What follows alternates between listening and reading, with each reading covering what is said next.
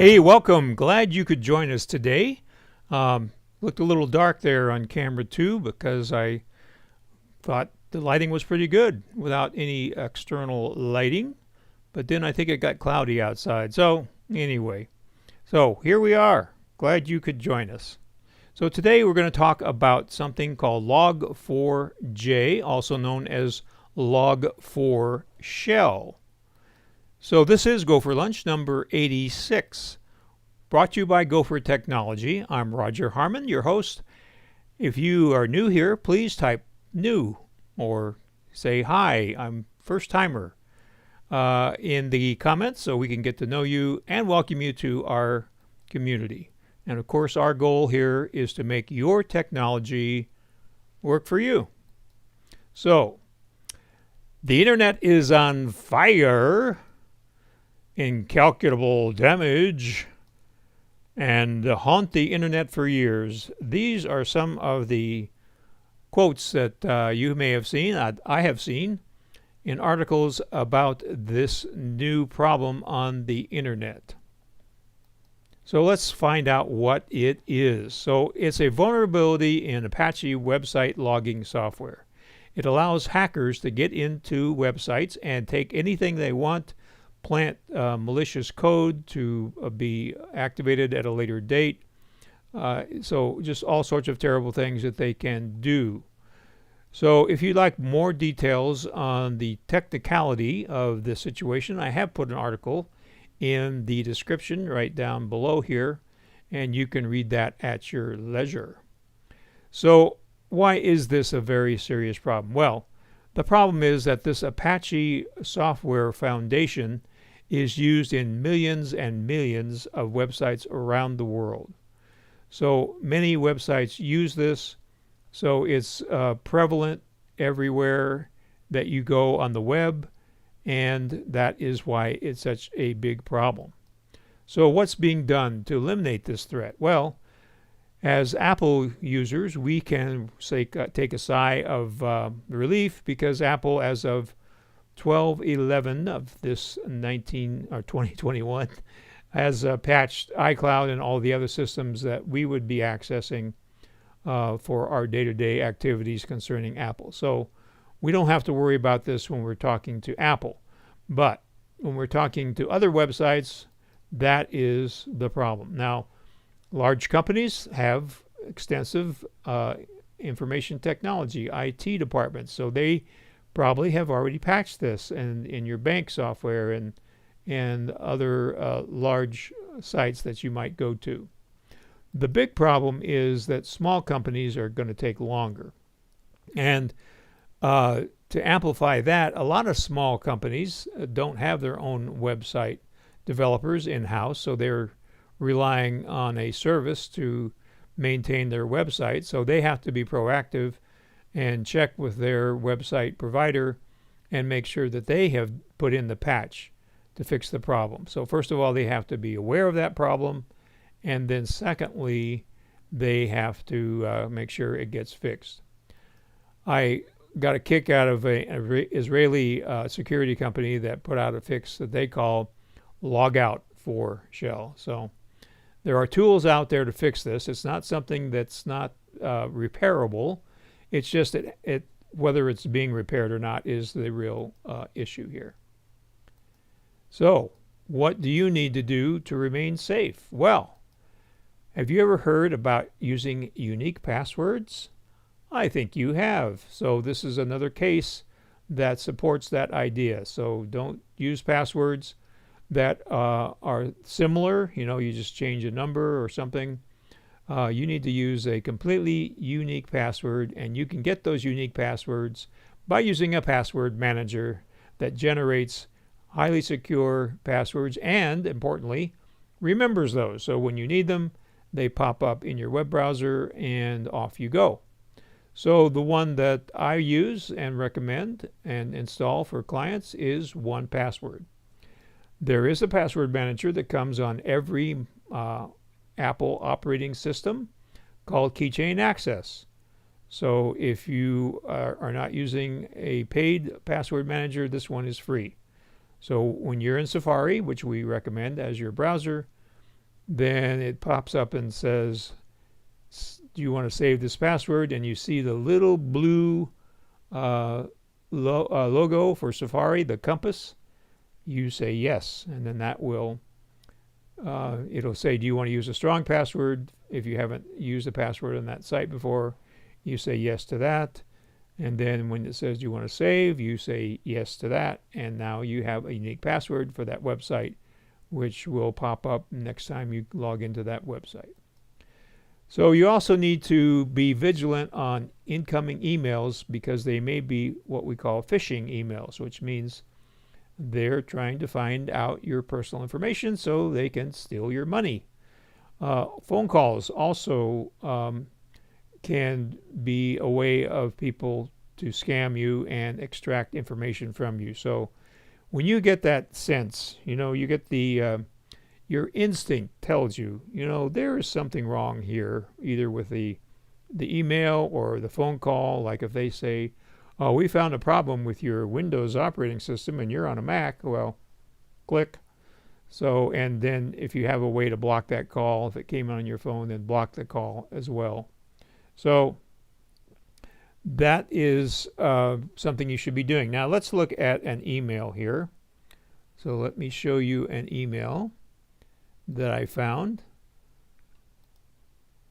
Okay, so this looks like it's from PayPal, right? So how do we tell that this is a phishing email? Well, first of all, it says hi, xuv@mac.com. Well, that's one of my many email addresses.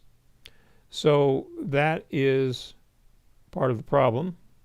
Oh, look, we have a little iPhone screen up here. Isn't that clever? Let's fix that. Okay. So, and ironically, in this email, which they obviously copied from PayPal, when you scroll down to the bottom, it says right here, how do I know this is not a spoof email? Spoof or phishing emails tend to have generic greetings like Dear PayPal member. Emails from PayPal will always address you by your given surname. Well, so they're not even following the rule they copied from PayPal. But another good way, if it's not obvious just by looking at the bad grammar, which actually this one doesn't really have any bad grammar, but you don't want to click on any of these links. They've got a link here to click on and another link down here. So you would never click on a link. So the one of the really good ways is you go up here to the top left, where this is the address of the sender, and you click on the little arrow to the right of the sender's name, and you look at the actual email address.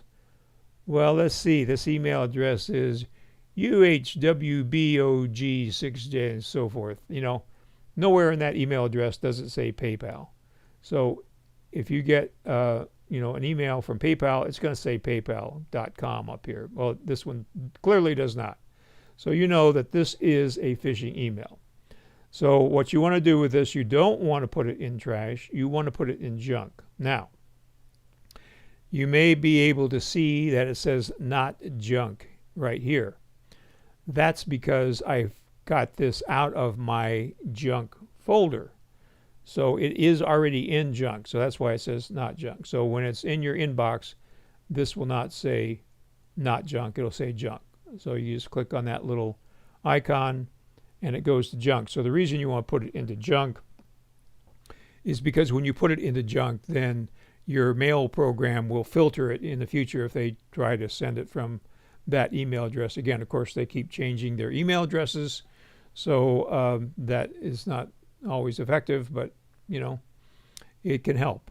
So that's how you determine if you are getting a phishing email. So you might say to yourself, well, I'm just going to turn off the internet and do everything by snail mail. Well, that sounds nice, but it's probably not going to happen, because these large corporations, your banks, large companies that you deal with, they want you to do the work.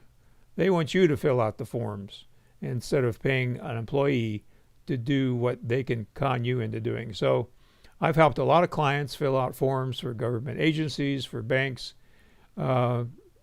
and for doctors' offices even.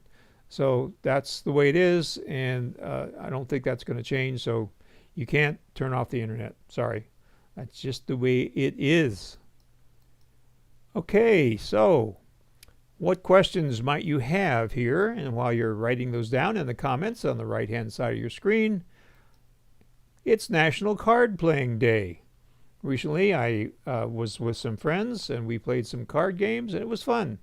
So don't forget the deck of cards there in that little drawer somewhere when you have friends and family over. Sharing is caring, and we're talking about sharing the Gopher Gazette, which comes out every Monday morning about 7 o'clock to your email inbox. Our goal at Gopher Tech is to help people, so please share the Gopher Gazette so we can help more people. We're also looking for other topics for GoFor Lunch, so if you have something that you'd like us to dig into, please call me or email me, and we will certainly add that to our list of topics. So let's see. Leslie Ann is here. Yeah, okay. You know, Leslie Ann, spelling is not my strong suit. So glad to be entertaining you. Hello, Helen. And Susan says that it's always hilarious to see the scammers that don't check their grammar or punctuation. Yeah, that used to be a pretty surefire way to find those phishing emails. Unfortunately, they're getting better. They're probably, many of these are coming from a foreign country, and so they must be finding proofreaders that speak English as their first language. Hello, Helen. So Leslie Ann wants to know, is there a way to check what sites are in Keychain? Sometimes it doesn't work for you. Yes, there is. So let me look at Diana's question here. And she's forever getting emails that are not addressed to my actual email address. Well, it's addressed to a bunch of different people, Diana. So it may be that the address that shows up is not your address, but you're in the list. So I think that's what's happening there. And Phil and Phyllis are here. Glad to see you guys. Okay, back to Leslie Ann's question.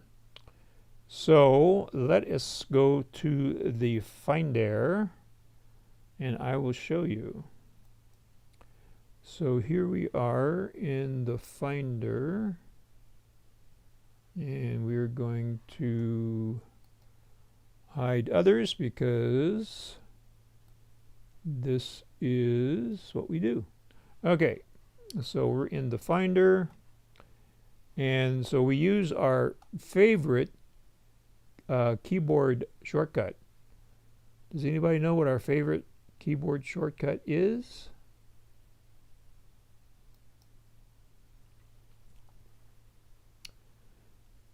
Okay, what is our favorite keyboard shortcut? Why, it's Command Spacebar, which brings up Spotlight. So to get to Keychain Access, you hit Command Spacebar. You have to tap the spacebar real quick, or you'll get Siri. And we type in Keychain. There it is. Just 4 letters. We hit Return. And there it is. So this is how you get to Keychain Access. So let's make this a little bigger. So the problem with Keychain Access compared to 1Password or any other paid password manager is, there we go, Doriana. No, not Control Space, Leslie Ann. Command Spacebar, unless you changed it. You could change it. It's Command Spacebar, not Control. So back to Keychain Access. So the problem with Keychain Access is it looks like it was written by a programmer for programmers, which may be the case. So you can see my activity from today. You see It was working today when I went into different things, but what it does is it duplicates things, and it never gets rid of anything. It just keeps everything it's ever seen. So it is a pain, shall we say. So, and it's not very, so here's Grammarly, for example. So to see the password for Grammarly, I would go up here to the top and click on passwords, and of course it lost my Grammarly.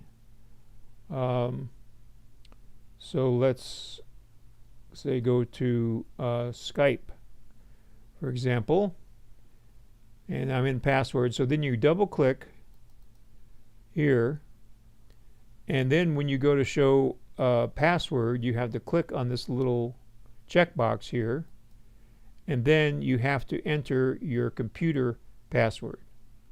And if you're looking, oh look, a beach ball of death, that's interesting.